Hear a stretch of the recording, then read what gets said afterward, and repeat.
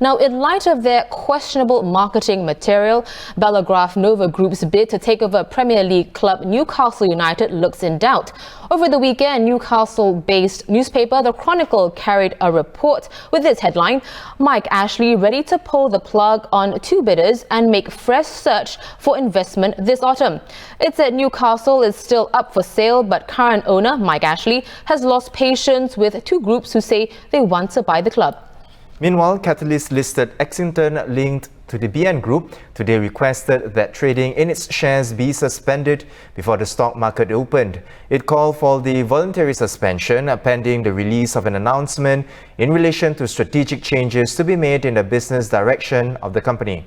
Singaporean businessmen and cousins Nelson and Terence Low bought out Axington in July.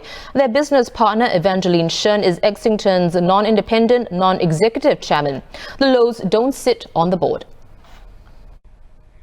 From business to the political and sports desks, the Straits Times is following this story from many angles.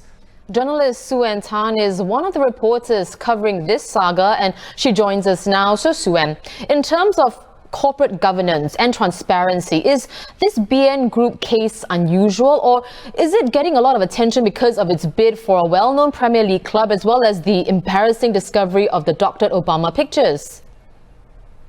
Yes, in some cases it is unusual in the sense that the marketing came before the actual event.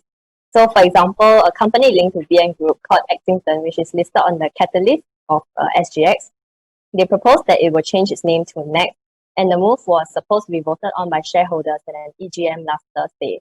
So Axington is owned by the Low cousins, Terence Low and Nelson Low, and its non-independent, non-executive chairman is Miss Evangeline Shen, and all three are co-founders of the BN Group. But earlier, the company had sent out press releases on its new division Next, and even set up a website marketing the brand name.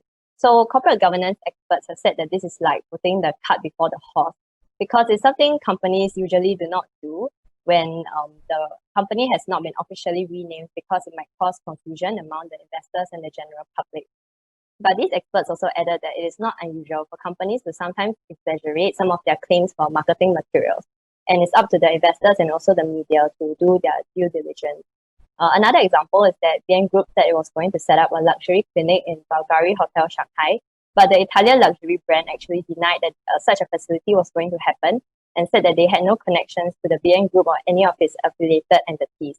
So I think the bid for Newcastle United Football Club definitely brought all these events into the spotlight. Right. So when we understand that the Sunday Times spoke with Liam Kennedy, the British journalist who broke the story about BN Group's bid for Newcastle United. He said he was skeptical about the bid from the start. What were the alarm bells at the beginning? So Mr. Kennedy actually told SP that there was what he called an air of unprofessionalism about the way BN Group went about things.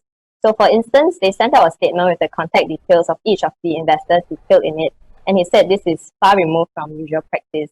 And he also said that Mike Ashley, who put up Newcastle for sale, is not even entertaining the bid, even though he's said to be desperate to sell the football club. Wow. Okay. Well, Suen, it's also been reported that more people and organizations are disassociating themselves with the BN Group. So what happens now for the Low cousins, their Door private equity vehicle, as well as their other entities like BN Group and Axington? So for now, Axington, which is the catalyst listed firm on SGX, said it would suspend the trading of its shares, and this was only this morning. They said this is pending the release of an announcement in relation to strategic changes to be made to the business direction of the company. Previously, which is last week, it had halted its trading pending an announcement as well. The firm also postponed the EGM where the shareholders were meant to vote on the name change to Next, and also they were meant to vote on a change in its core business, which is to providing medical and consumer wellness services and investments in medical technology, among other things. And last week, other events also happened, such as the former US ambassador to Singapore, Kirk Uwaga. He resigned from his position as Axington independent director. So now I think we just have to watch and wait and see what the announcement holds with regards to Axington.